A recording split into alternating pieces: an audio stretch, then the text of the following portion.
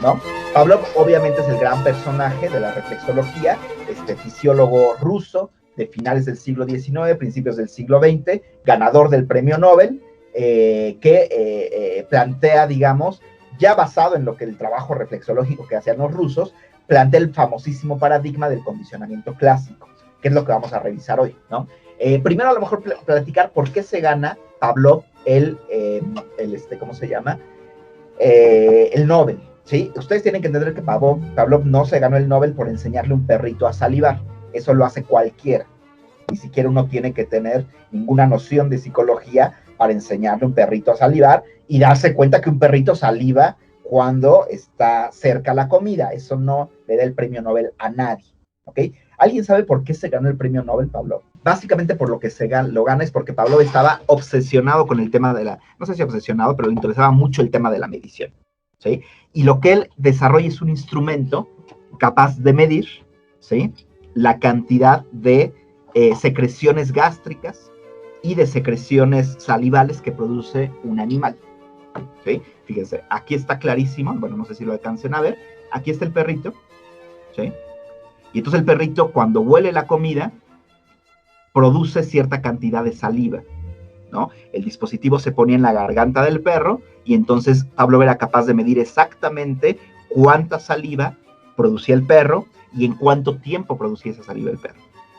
¿Okay? Pero también era capaz de medir qué cantidad de secreciones gástricas. Ustedes saben que cuando yo tengo algo en la boca, automáticamente mi estómago empieza a producir secreciones gástricas para procesar eso que me estoy comiendo o que me voy a comer, ¿no? Entonces también fue capaz de medir exactamente cuántas secreciones gástricas produce el estómago del animal a través de este instrumento muy especializado que mide ambas cosas, ¿no? Fíjense cómo aquí está la medición de la saliva y la medición de las secreciones gástricas, ¿no? Y fíjense bien cómo aquí Pavlov tiene estos, digamos, dispositivos para recopilar la cantidad de saliva y la cantidad de jugos gástricos o de secreciones gástricas. Eso fue lo que le dio el premio Nobel a Pavlov. Eso fue lo que le dio el premio Nobel, no enseñarle a un perrito a salivar, ¿no? Es un instrumento altamente especializado que se tiene que colocar quirúrgicamente en el animal, ¿sí? Después, evidentemente, ese instrumento fue aprovechado por la medicina para distintos tipos de intervenciones, ¿no? Y si me apresuran un poco, me parece que es como el antecedente de este procedimiento que se llama cuando te meten en una cámara. ¿Alguien me platica cómo se llama cuando te meten en una cámara? Tiene un nombre, el procedimiento. ¿Nadie lo ubica? Se me fue el nombre ahora. No, se me fue por completo el nombre, pero cuando te meten una cámara y entonces empiezan a examinar tu estómago a través de la camarita, ¿sí? Me parece que Pavlov es un antecedente directo de eso, ¿no? Entonces, en realidad, a Pavlov no le dieron el Nobel por ningún trabajo psicológico. De hecho, creo que ya les comentaba la vez pasada, él le sorprendería bastante saber que los psicólogos lo estudiamos tanto. Y se enojaría probablemente porque pues, regularmente no lo estudiamos con la rigurosidad que él tenía, ¿sí? Ahora, les platico un poco cómo es que Pavlov termina haciendo psicología, aun cuando no quería hacer psicología, él quería hacer reflexología, ¿no? Y Pavlov se enfrentó con un problema y ese problema lo trató de explicar a través de todos los experimentos que hizo.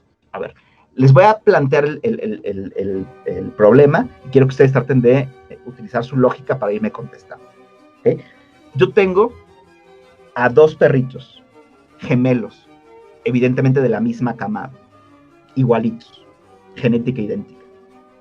Los dos perritos pesan lo mismo, ¿sí? Cuando nacen y al año pesan lo mismo porque yo a los dos perritos les he dado exactamente lo mismo de comer. Escuchen lo que estoy diciendo.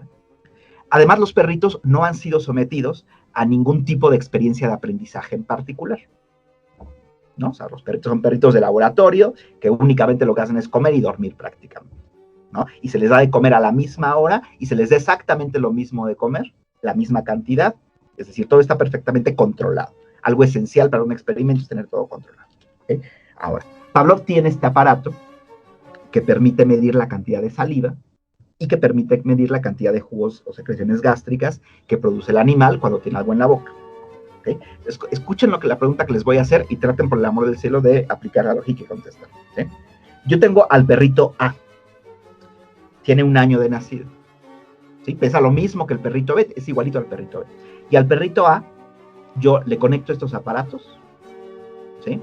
Y le pongo en la boca, casi quirúrgicamente, en una parte específica de la lengua, no en cualquiera, en una parte específica de la boca, le pongo una croqueta.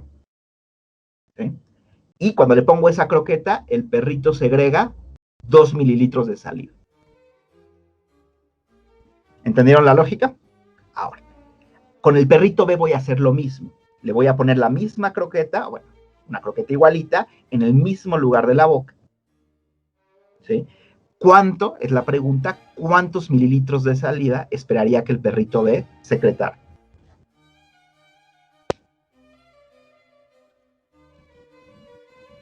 Los mismos que el perro A, ¿no?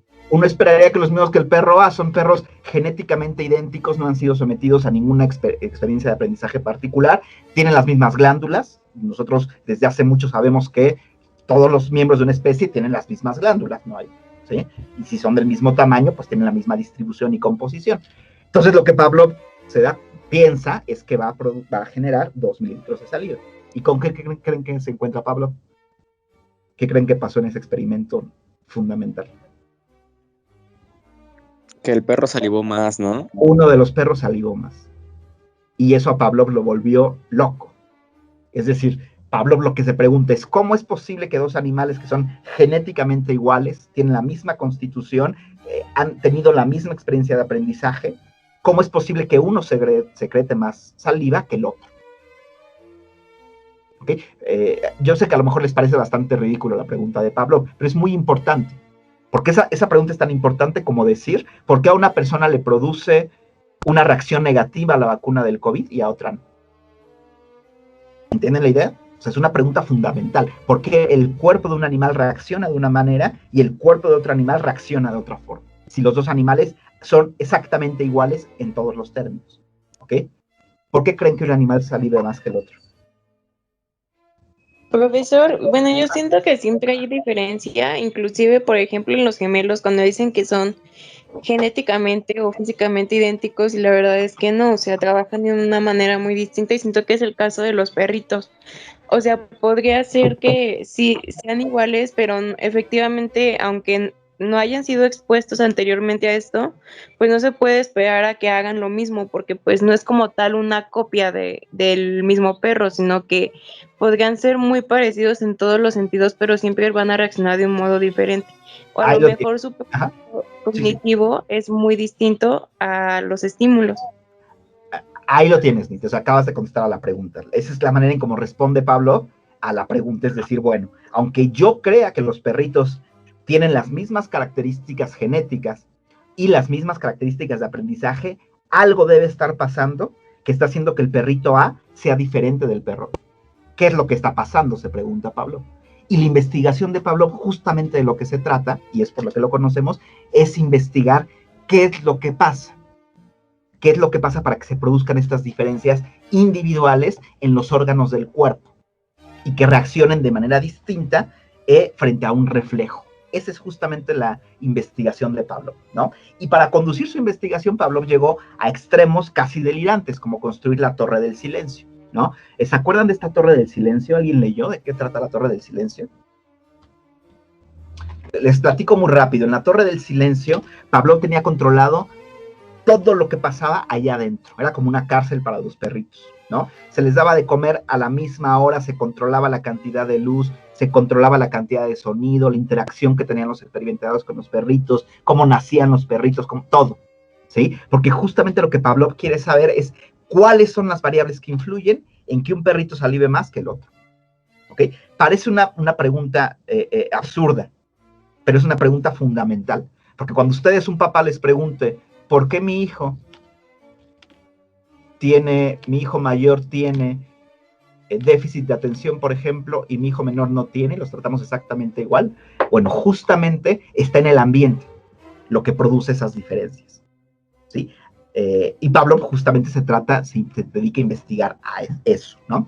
Para ello, Pavlov desarrolla el famosísimo paradigma experimental del condicionamiento clásico, ¿no? Que está un poco caricaturizado, digamos, el paradigma experimental del condicionamiento clásico, pero bueno, se los explico, ¿no?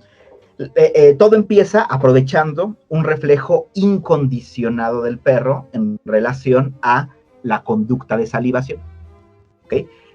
¿Cuál es el reflejo incondicionado del perro en relación a la conducta de salivación? Y esto es muy importante que ustedes lo ubiquen, ¿sí? El reflejo incondicionado, es decir, la secreción fisiológica, es que cuando un organismo tiene en su boca o entra en su boca en contacto con algún objeto, automáticamente produce o segrega cierta cantidad de saliva. Ese es el reflejo o la secreción fisiológica o el reflejo incondicionado, ¿ok? Estímulo incondicionado, respuesta incondicionada. Cuando un animal o cuando un organismo mamífero tiene algo en la boca, algo entra en contacto con los discos de Merkel, en particular que tenemos distribuidos en la lengua y en la boca, automáticamente se produce la segregación de saliva, ¿no? Esa es una respuesta fisiológica que sirve ¿para qué? ¿Para qué sirve la saliva? ¿Alguien sabe para qué sirve la saliva? En términos de la alimentación, ¿para qué sirve?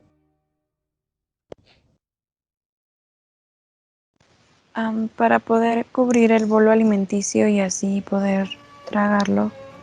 Esa es una buena razón. Gracias a la saliva se puede generar el bolo para precisamente poder generar después el reflejo de deglución. Y hay una segunda razón que a lo mejor ustedes no ubican. Nosotros, las partículas o las sustancias que tienen sabor son aquellas que podemos descomponer con nuestra saliva. ¿Ok? Para que algo sepa dulce, salado, amargo o agrio, eso tiene que ser descompuesto por la saliva, porque la saliva lo que hace es descomponer la partícula y la saliva cae junto con la partícula a las papilas gustativas y entonces ahí estimula los receptores del sabor. Dulce, salado, agrio, umami, etc. Entonces la saliva cumple una función fisiológica importante por las dos razones que acabo de dar. Una para la producción del bolo y otra para la generación del sabor. ¿Okay? Entonces, bueno, el reflejo incondicionado es este que tenemos acá. Hay un estímulo incondicionado que en el caso del experimento de Pavlov es, entonces, ¿cuál es el estímulo incondicionado? En el caso del experimento de Pavlov es el contacto de una partícula de comida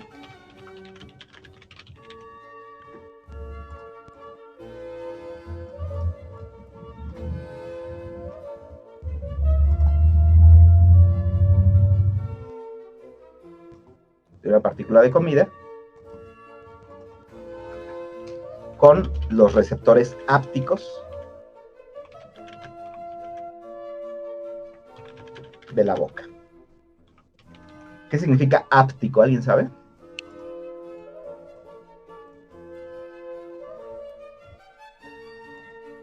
¿Qué es la percepción áptica? ¿Nadie sabe? No, bueno, no se os complicó mucho. La percepción áptica es la percepción del tacto. El tacto. Cuando alguien me toca, los receptores ápticos están generando impulsos nerviosos para generar la sensación del tacto, ¿no? Entonces, cuando alguna partícula de comida, ni siquiera tiene que ser de comida, cualquier partícula, entra en contacto con nuestra boca, con los receptores ápticos de la boca, se produce una respuesta incondicionada. ¿Cuál es la respuesta incondicionada? ¿Alguien me puede decir?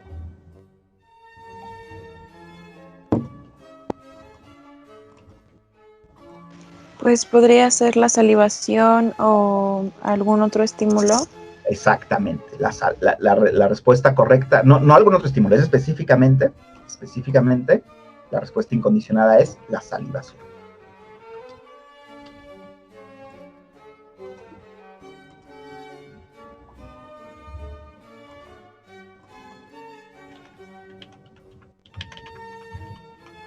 La salivación, ¿ok? Bien. Eso ya más o menos todos lo sabemos, ¿sí? Lo que quiero que ustedes entiendan y que es importante que ustedes sepan, lo voy a decir, ¿sí? Es que hay una relación, a ver, lo voy a decir, a ver si alguien lo entiende. Hay una relación directa entre la cantidad de comida que se introduce a la boca y la cantidad de salivación. ¿Qué quiere decir eso? Hay una relación directa entre la cantidad de comida que se introduce a la boca y la cantidad de salivación. ¿Qué quiere decir eso? Les pregunto.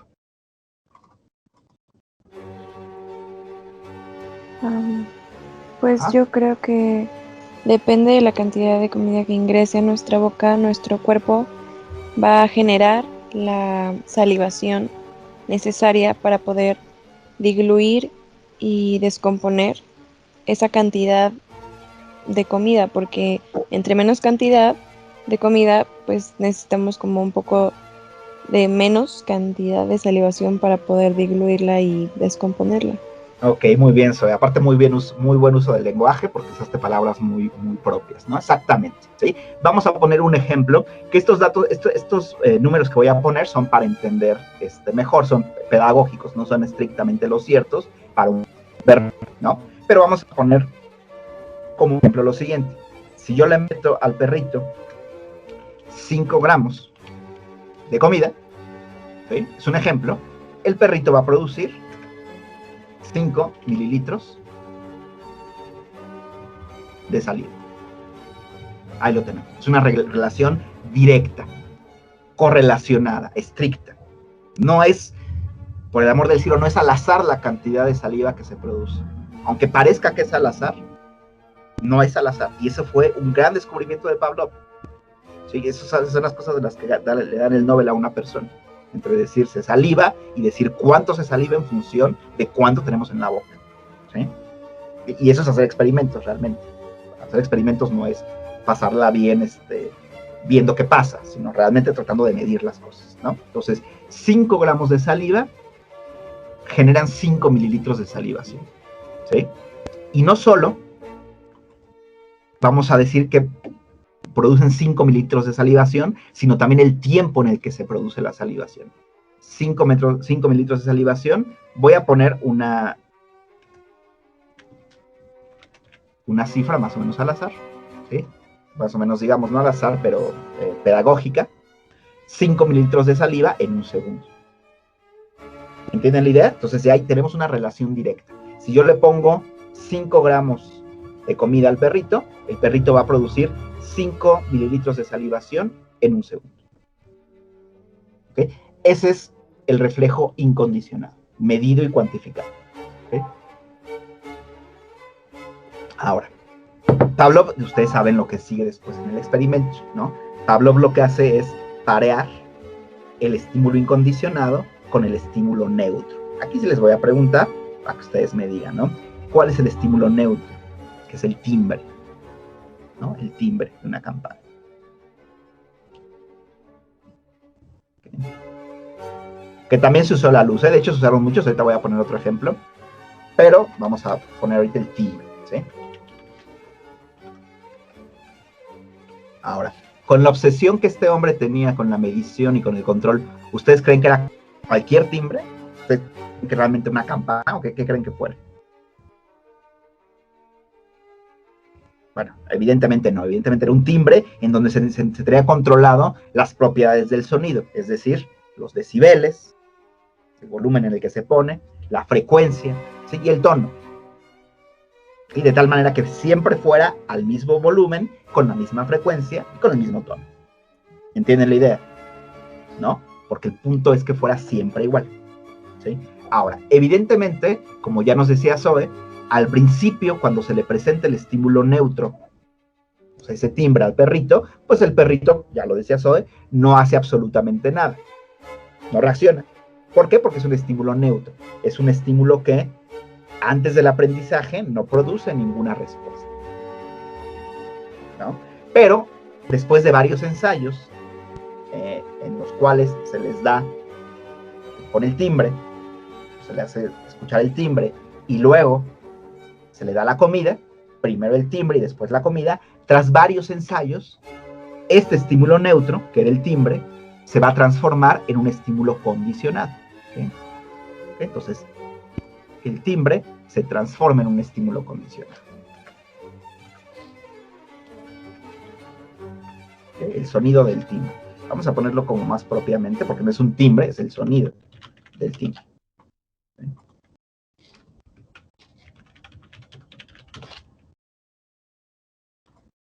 Sonido del timbre. ¿Okay? Se transforma en un estímulo incondicionado. Digo, condicionado. ¿No?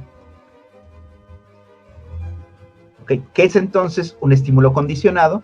Es un estímulo que antes era neutro, es decir, antes no producía ninguna respuesta, pero después del entrenamiento empieza a producir una respuesta por sí mismo, sin necesidad del estímulo incondicionado, ¿no? Ahora, mi pregunta es, ¿qué respuesta produce el sonido del timbre después del entrenamiento? Entonces, eso ya lo saben, ¿no? ¿Qué respuesta produce?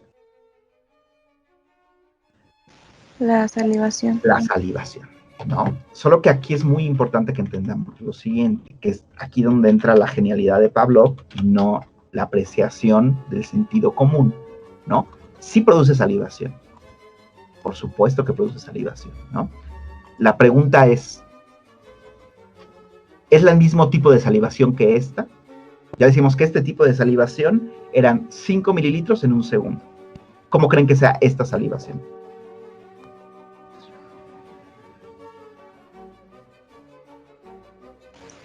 Es mayor, según yo. Ok, es mayor. Bueno, es una hipótesis que sea mayor. Realmente la experiencia prueba que es menor.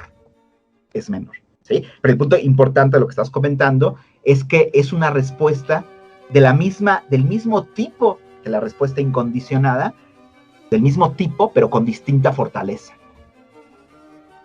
con distintas cualidades. Es la misma respuesta, sigue siendo salivación, pero no es exactamente la misma respuesta, ¿sí? En este caso en particular es una respuesta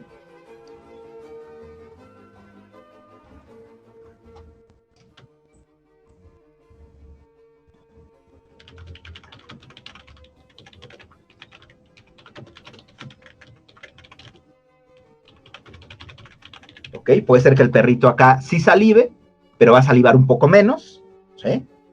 De manera, una tasa de salivación menor. ¿Qué quiere decir una tasa de salivación menor? A lo mejor en total saliva más, pero va a salivar a lo mejor 4 mililitros por segundo, no 5 mililitros por segundo, que era la respuesta original. ¿Okay? 4 mililitros por segundo, ¿no? A lo mejor en total va a salivar más, en total, pero por segundo va a salivar menos, ¿sí?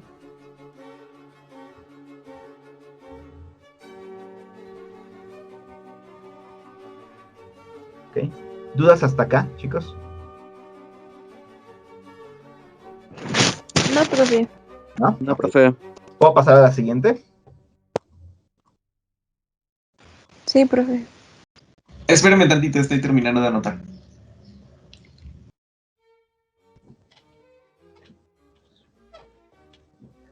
Listo, gracias. Ya.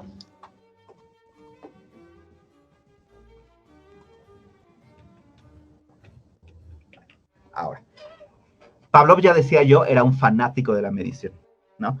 Era un fanático, digamos, de medir qué es lo que pasaba con las respuestas, en particular con la respuesta de salivación, que fue con la que más experimentó, qué pasaba con el perrito, ¿no? Y él lo que trata, mide la respuesta en función, esta respuesta en particular, en función de 3 variables. La primera es la intensidad, ¿sí? La intensidad es, o sea, la cantidad de salivación que produce en cierto tiempo. ¿Ok? Entonces, mientras más salivación produzca en menos tiempo, es más intensa la respuesta, ¿no?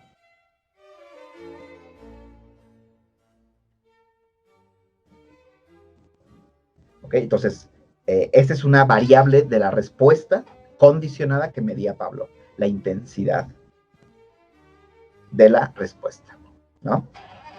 Otra variable que medía Pavlov es la latencia, la cantidad de tiempo que tarda el animal en responder al estímulo evidentemente condicionado, ¿no? Por ejemplo, si el perrito escucha la campana y responde inmediatamente después, empieza a salivar, la latencia fue muy pequeñita, ¿no? Pero si el perrito escucha la campana y empieza a salivar 2 segundos después, la latencia fue más amplia, ¿no? Entonces la latencia es el tiempo que transcurre entre que el animal percibe el estímulo y se genera la respuesta, ¿no? Eso se le llama latencia de la conducta, o latencia de la respuesta, ¿no? Y otra variable que se puede medir es la duración, ¿sí? En total, ¿cuánto tiempo el perrito duró salivando, por ejemplo? Salivó durante 1 minuto, durante 2 minutos, durante 3 minutos, durante 5.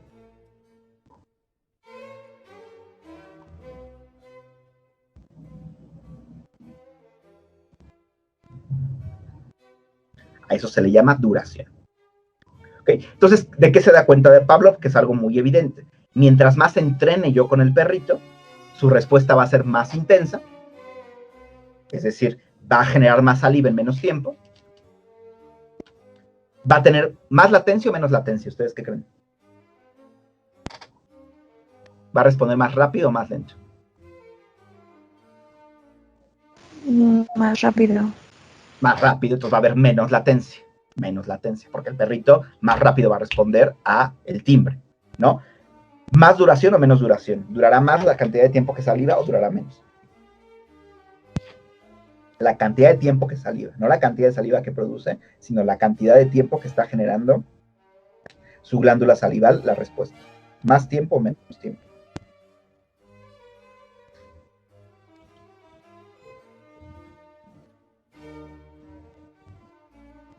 Menos tiempo. Menos tiempo, no, en realidad dura más tiempo salivando. De hecho, hay perritos que pueden estar salivando después de escuchar el estímulo condicionado 3 o 4 minutos, ¿no? Que están saliva y saliva y saliva y saliva y saliva, ¿no? Porque ya aprendieron muy bien que eso predice la comida. ¿Okay? Entonces, bueno, estas son las 3, digamos, medidas de la respuesta condicionada de saliva en el perro: intensidad, latencia y duración, ¿no? ¿Dudas hasta acá? No, profe. Ok, ahora, también se da cuenta Pavlov que variando el estímulo neutro se producen distintas cualidades en la respuesta, o la respuesta varía dependiendo de las variaciones en el estímulo neutro, es decir, las variaciones en este estímulo, en el sonido del timbre. ¿Okay? Por ejemplo, el tipo de estímulo. Ya decían hace ratito, ¿no? Uno de los experimentos de Pavlov fue hacerlo con una luz. Otro fue con un estímulo táctil, ¿no? Entonces el tipo de estímulo se puede variar y evidentemente dependiendo del tipo de estímulo que se emplee, va a ser distinta la respuesta, ¿sí? Los perritos regularmente responden mejor, por ejemplo, al sonido que a un estímulo visual, ¿no? O sea, salivan más cuando se condiciona con un sonido que con un estímulo visual, ¿no? Otra cuestión que también incide en la respuesta es la cantidad de ensayos. Eso es casi una verdad de perogrullo, ¿no? Es muy evidente. Mientras más ensaye con el perrito, más saliva va a producir. Si yo ensayo con él 3 o 4 veces, pues bueno, la producción de saliva va a ser muy inferior a que si yo ensayo con él 30 o 40 veces, ¿no? ¿Qué es un ensayo? Tocar la campana y darle comida. ¿Okay? La siguiente es la frecuencia del apareamiento, ¿no? Que es muy parecido a lo que investigó Bechterev. Es decir, a ver, ¿qué será la frecuencia?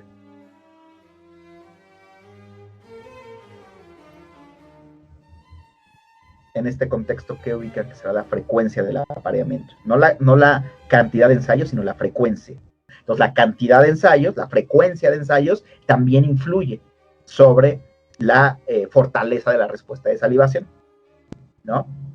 También la intensidad del estímulo. ¿Qué quiere decir eso? Bueno, si el sonido es más fuerte, se va a asociar mejor que si el sonido es menos fuerte. Sí, eso también termina incidiendo sobre la cantidad de saliva que produce el perro. ¿Okay? Entonces llevo 3 variables con las que podía jugar Pavlov para generar experimentos y ahorita vamos a ver un ejemplo, ¿no? El tipo de estímulo, la cantidad de ensayos, la frecuencia del apareamiento y la intensidad del estímulo. Son 4 variables que se pueden jugar para ver cómo es que el perrito produce más saliva al final, ¿no? Una quinta variable se llama contigüidad. Contigüidad, ¿ok? ¿Qué quiere decir la palabra contiguo? ¿Alguien sabe qué quiere decir la palabra contiguo? Así Al lado, siguiente. Exactamente, ¿no? Por ejemplo, ahorita mi mano está contigua al mouse, ¿no? Están pegaditos, ¿no? Entonces, contigüidad tiene que ver con qué tan pegado, qué tan, digamos, simultáneo es, ¿no? Entonces, ¿de qué se da cuenta Pablo? Algo que es también muy evidente, ¿sí? A ver, se los explico. Si yo toco la campana ahorita, o el timbre, y le doy 10 minutos después de comer al perrito, ahí hay menos contigüidad que si yo toco el timbre e inmediatamente después le doy de comer. ¿Entendemos la idea? Hay más contigüidad cuando está pegado, seguido, el estímulo neutro con el estímulo incondicional. Eso se le llama contigüidad, ¿no? Y evidentemente Pavlov se da cuenta, y bueno, creo que es muy evidente para todos nosotros, que mientras mayor contigüidad exista, es mejor el aprendizaje. O sea, el perrito va a terminar salivando más rápido, ¿sí? Va a durar más su salivación y además va a haber menos latencia. ¿Sí?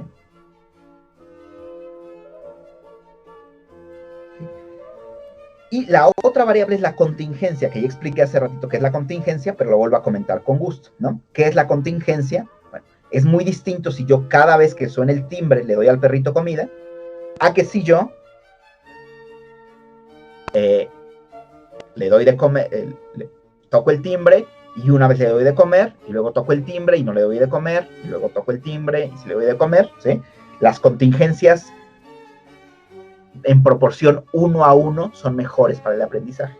Una contingencia 1 a 1 en este contexto es cada vez que durante los ensayos toque el timbre, también le di de comer. ¿Okay? Bueno, ¿dudas con esto? No, profe. ¿No? Ok. Doy un pasito adelante para explicar entonces un típico experimento, un experimento clásico, digamos, de Pavlov, ¿sí? A ver. Primero tenemos a 5 sujetos experimentales. 5 sujetos experimentales. ¿Ok? Bien. El primer sujeto experimental, que es el que está en la línea azul, es el sujeto experimental control. ¿Sí? A ese sujeto experimental control únicamente se va a medir su respuesta incondicional. ¿Qué quiere decir eso? Que le voy a poner 1 gramo o 5 gramos de comida. El día 1 le doy 5 gramos de comida. ¿Y qué cantidad de saliva produce? Casi 5 mililitros por segundo. ¿Okay? En el día 2, a ese mismo perrito le doy 5 gramos de comida y produce 5 mililitros. En el día 3, ¿sí me estoy explicando? Este es el control. ¿Okay? Al que únicamente lo único que hago con ese perrito es darle 5 gramos de comida, ponérselas en la boca y ver cuánta saliva produce, ¿no? Y ya tengo bien claro que de manera más o menos estable, siempre produce 5 mililitros de saliva cada vez que yo le introduzco 5 gramos de comida. ¿Sí vamos bien hasta acá? Sí, profe. Ok, ahora, ¿cuál es el perrito número 2? O mi sujeto experimental número 2, ¿sí? Un perrito con el que yo experimento el condicionamiento clásico, pero vía táctil. ¿Qué quiere decir vía táctil o con un estímulo táctil? Bueno, es muy sencillo, ¿sí? Al perrito se le produce un estímulo táctil, ¿sí? En la patita, ¿sí? E inmediatamente después de producirle el estímulo táctil en la patita, se le da de comer. ¿No? Estímulo táctil, se le da de comer. Estímulo táctil, se le da de comer. ¿Okay? Y veo qué tanta comida, qué tanta salivación él produce cuando yo lo toco. ¿Okay? Fíjense cómo es muy evidente que el primer día, el día 1, pues cuánta saliva produce cuando yo lo toco. ¿Cuánta saliva produce el primer día cuando yo lo toco? Muy Nada, poca. porque él no sabe que eso significa la comida. Exactamente, no produce nada porque no hay una asociación, ¿no? Para el día 2 empieza ya a producir cierta cantidad de saliva, ¿no? Cuando yo lo toco, produce un poquito más de 1 miligramo de saliva. ¿Ok? Para el día 3, produce también un poco más, ¿sí? Y casi para el día 6 está cerca de los 2 miligramos de saliva, ¿no? Pero no es hasta el día 12 donde empieza a producir ya más de 2 miligramos, ¿no? Y ahí se queda. ¿Okay? Eso fue el perrito con el estímulo táctil. El estímulo táctil se produce esa cantidad de saliva. Fíjense cómo la producción es muy inferior que la producción original con comida. ¿Okay? Ahora, el tercer perrito está sometido a un estímulo auditivo. ¿Qué quiere decir un estímulo auditivo? Pues bueno, el timbre, ¿no? Entonces fíjense cómo el perrito, el primer día, produce 0 mililitros de saliva con el timbre, pues evidentemente el perrito todavía no asocia el timbre con la comida. Para el día 2 es prácticamente igual que con el estímulo táctil, prácticamente igual, pero a medida que vamos incrementando en los ensayos, poco a poco el estímulo auditivo va superando al estímulo táctil. De tal manera que podemos decir que experimentalmente un perrito responde mejor a la asociación auditiva que a la asociación táctil, ¿no? Bueno, el cuarto perrito, quiero decir, es un estímulo auditivo no contingente. ¿Qué quiere decir estímulo auditivo no contingente? A ver, ¿alguien me podría explicar? Ya lo he explicado varias veces, pero quiero ver si están captando la idea de estímulo o de la situación no contingente. ¿Cómo sería un estímulo auditivo pero no contingente?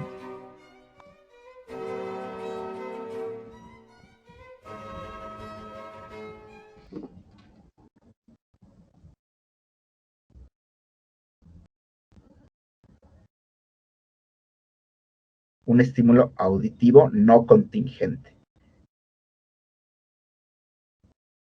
Sería que a veces suena el timbre y no se le da el alimento y otras veces sí.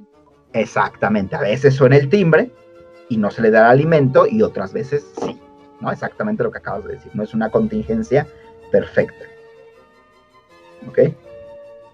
Y en ese caso, ¿cómo ven el desempeño del perrito a la salivación? ¿Ok? Fíjense bien, es el amarillo, tarda mucho tiempo en pasar la producción de 1 mililitro de saliva.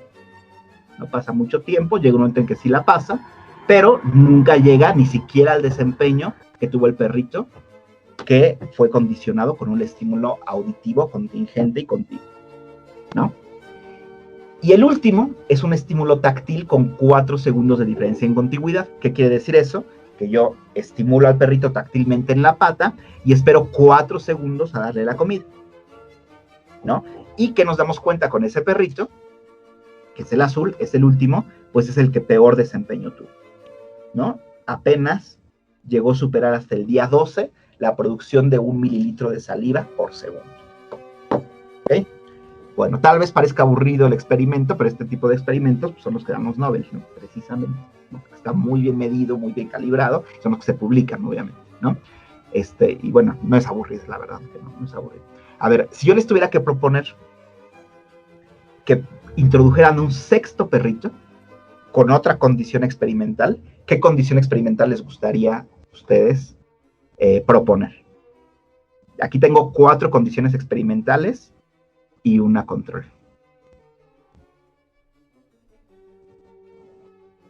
¿Qué otra condición experimental? O sea, ¿qué otro perrito introducirían ustedes para compararlo con estos?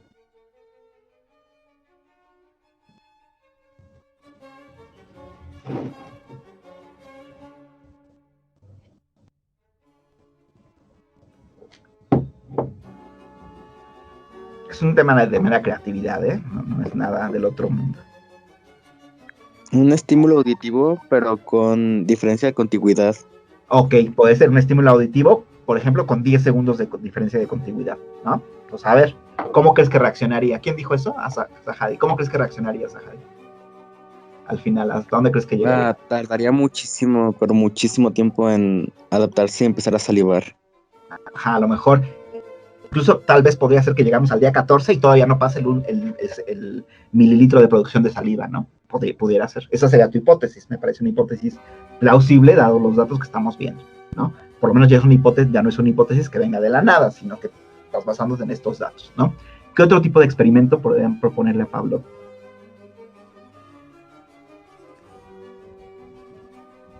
¿Con qué otras cosas podríamos jugar, digamos?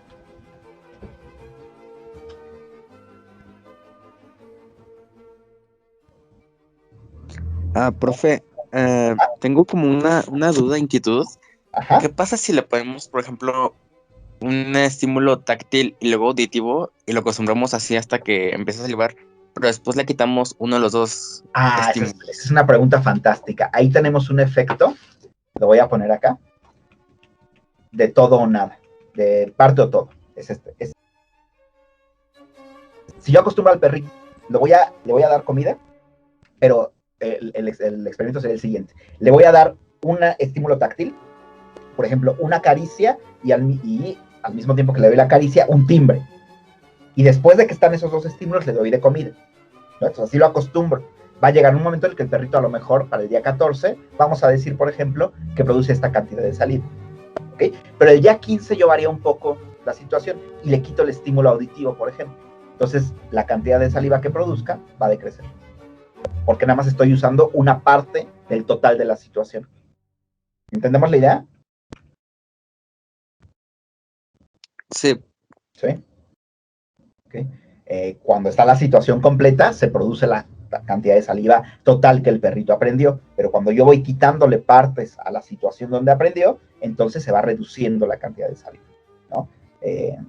Dependiendo que quite, ¿no? Obviamente, bueno, no obviamente, pero la hipótesis sería, si yo quito lo auditivo, va a tener un efecto más poderoso que si yo quito lo táctil, ¿no? Porque los perritos asocian mejor lo auditivo que lo táctil, ¿no? Si se dan cuenta, se pueden multiplicar, digamos, los experimentos. Se puede experimentar con estímulos olfatorios, por ejemplo, que generan muchísima más asociación en los perritos, ¿no? Se puede también jugar un poco con las contingencias, con las contigüidades, con las intensidades, y ir viendo qué cantidad de saliva produce, o la latencia en la salivación, o la duración de la salivación, ¿no? Bueno, voy a terminar la exposición de Pavlov con un experimento que hicieron un par de sus alumnos de Pavlov, que se llamaban Krestonikova y Schenger. Se los anoto aquí en el chat para que los tengan ahí. Anótenos, por favor. Obviamente, pues si lo vemos es porque viene en el examen. Krestonikova y Schenger.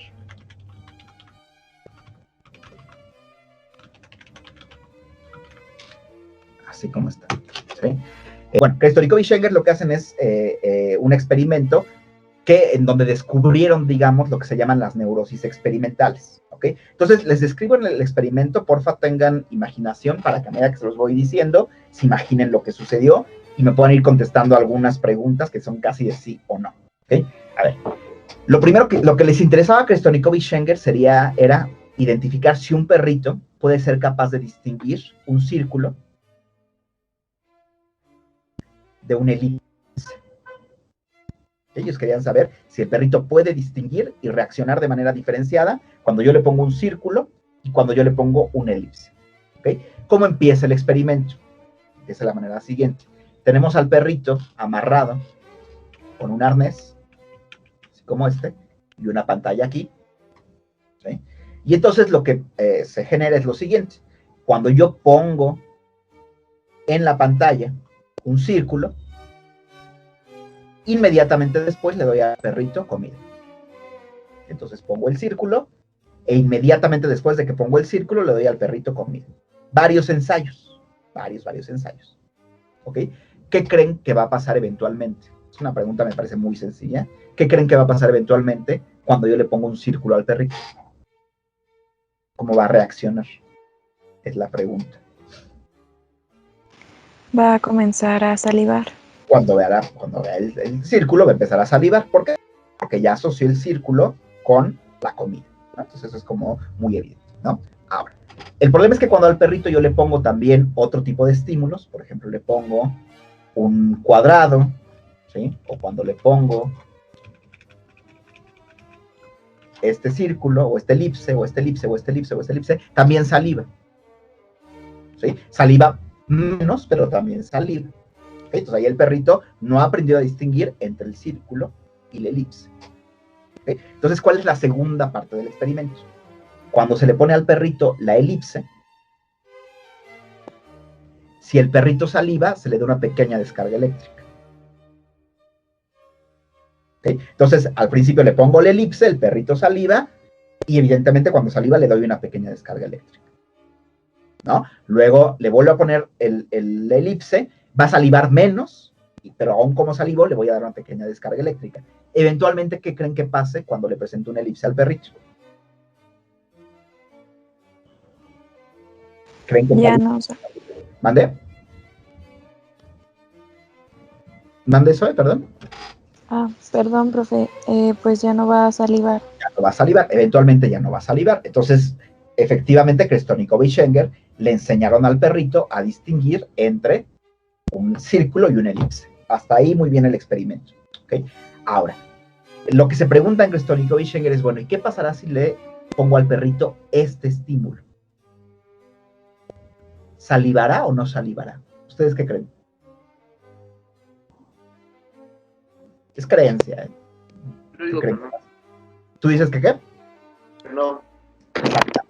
Si le pongo este no saliva, porque se parece tanto a la elipse, que vamos a decirlo mal dicho, pero rápido pero mal dicho, el perrito dice, no, pues no salivo porque me van a dar una descarga, ¿no? ¿Qué creen que pase cuando le pongo este estímulo? ¿Salivará o no salivará? No. No, porque también sigue siendo una elipse. ¿Qué creen que pase cuando le pongo este estímulo?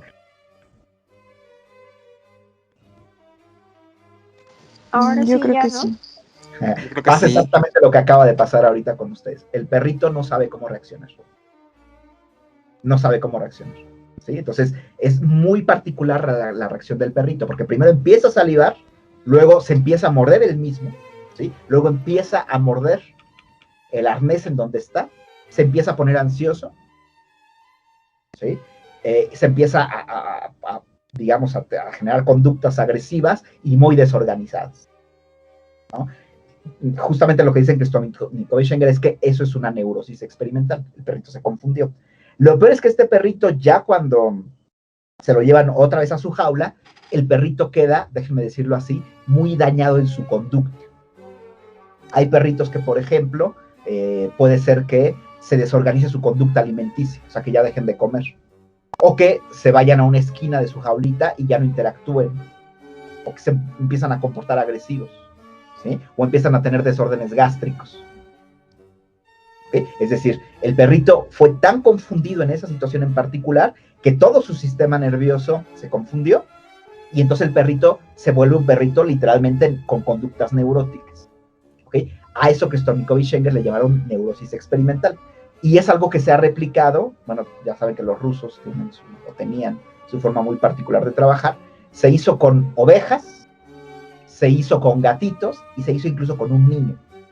Bueno, es muy poco ético, y todos justamente generaron el mismo tipo de dificultad, ¿no? Cuando se encuentran frente a un estímulo ambiguo, no saben cómo reaccionar, y ese no saber cómo reaccionar termina afectando su sistema nervioso y todo su sistema de reflejos.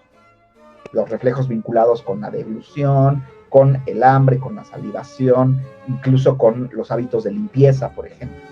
No, pero la pregunta es ¿por qué tuvo efectos tan destructivos en su conducta? ¿No? Y bueno, la respuesta es, que es una respuesta que ustedes tienen que entender, cuando un organismo se enfrenta a estímulos ambiguos, estímulos que no sabe cómo interpretar, como ese, y de eso depende su sobrevivencia, el perrito, el animal se desorganiza. ¿Sí? Les pongo un ejemplo aplicado al humano, ¿no? Que seguramente muchas veces hemos visto. El niño se le acerca al papá y a veces el papá reacciona de manera agresiva con el niño, no permite que se le acerque, lo rechaza. Y otras veces el papá es cariñoso con el niño, a veces lo acepta, a veces lo rechaza. A veces lo acepta, a veces lo rechaza. Bueno, eso empieza progresivamente a alterar la conducta del niño y a generar un niño neurótico, ¿no? U otro ejemplo, el papá regaña al niño, lo castiga, y a los 10 minutos el papá se arrepiente y le retira el castigo. Bueno, eso también es demasiado ambiguo para el niño y entonces empieza a alterar la conducta del niño. ¿Okay? Y puede hacer que ese niño se convierta en un niño neurótico. ¿Okay? Entonces, es una regla general que es importante que ustedes entiendan. Cuando un organismo se enfrenta a un estímulo ambiguo, que no sabe cómo interpretar y que además su supervivencia depende de ello, probablemente el animal empieza a tener conductas neuróticas como las que acabo de describir.